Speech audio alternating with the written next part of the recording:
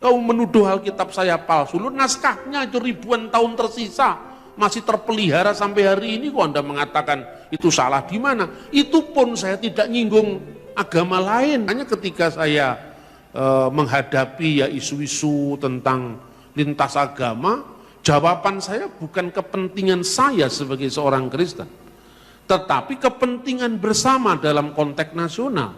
Tetapi ketika kamu salah paham dengan saya, lalu saya jawab, ya jangan marah, itu bagian dari iman saya kok. Religi Bung Karno, itu kan saya merayakan bagaimana Bung Karno seorang muslim yang melintas batas pemahaman imannya, sehingga memberi ruang pada agama-agama lain. Bung Karno itu sering mengutip ayat-ayat Injil, ayat-ayat Bhagavad Gita tanpa kehilangan keislamannya. Itu menjadi contoh sekarang. Lalu sekarang seorang calon pejabat ngomong ayat Injil aja digoreng. Agamanya tidak jelas itu kan. Kita sudah kehilangan toleransi beragama yang menjadi ciri khas bangsa ini berabad-abad. Ketika dunia masih perang salib, kita sudah punya Bhinneka Tunggal Ika Tandhana Dharma Mangrua. Itu tahun berapa? 1385 Masehi. Itu kan masih perang salib itu di Eropa sama di Timur Tengah. Nah, kita kehilangan yang seperti itu. Makanya ketika saya menghadapi ya isu-isu tentang lintas agama, jawaban saya bukan kepentingan saya sebagai seorang Kristen, tetapi kepentingan bersama dalam konteks nasional. Tetapi ketika kamu salah paham dengan saya, lalu saya jawab, ya jangan marah, itu bagian dari iman saya kok.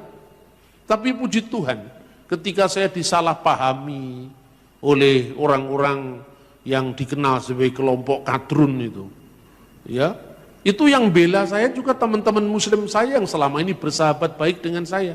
Misalnya, itu tidak tahu di YouTube kan itu ceramah saya di MPR.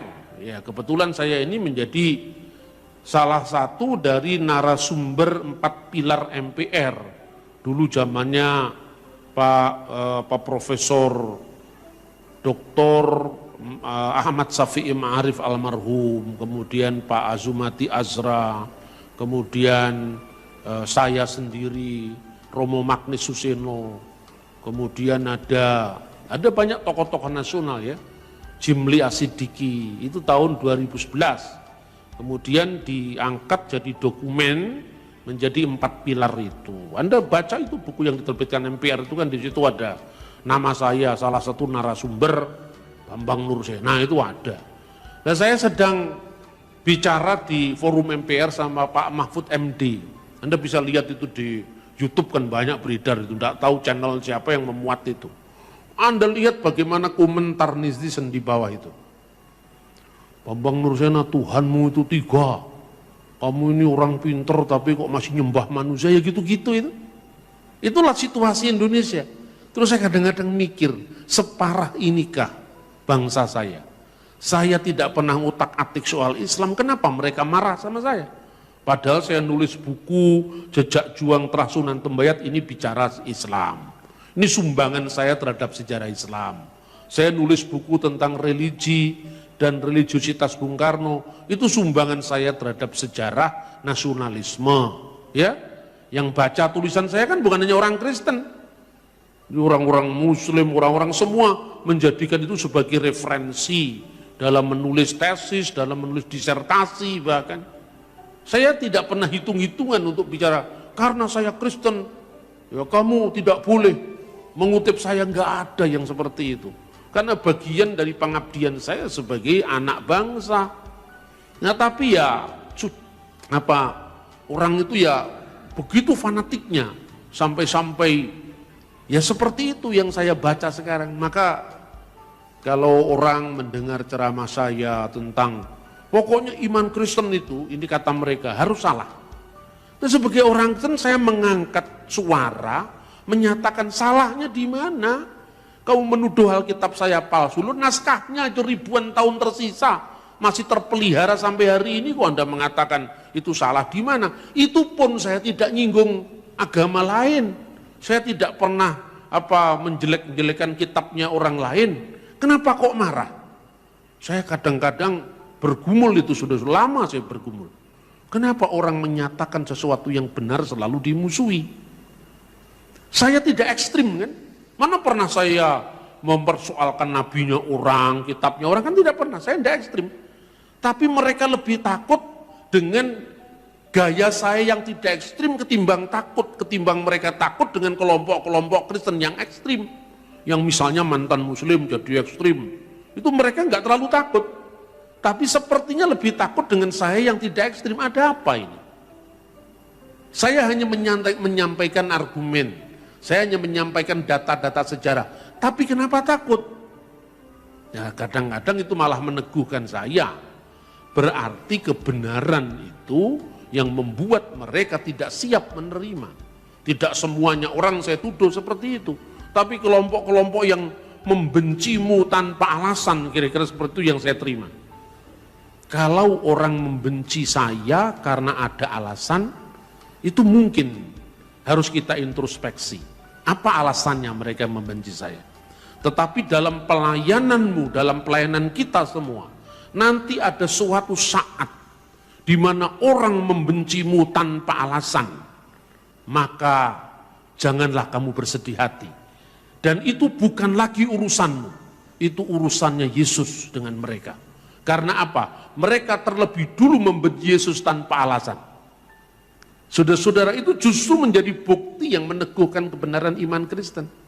Nah, saudara-saudara, jadi saya sudah sampaikan bahwa teks itu memiliki konteks.